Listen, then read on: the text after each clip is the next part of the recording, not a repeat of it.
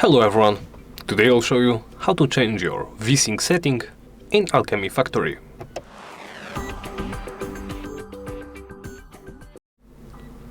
Let us begin by opening the Options menu. Then proceed to the Graphics section. Here under Vsync you can choose to disable or enable it. I recommend leaving it disabled. This increases your frames per second.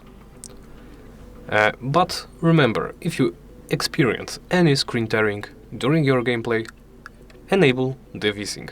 It will help with that. Once you're done, simply click back and you can play your game. Thank you for watching, and please remember to like, comment and subscribe.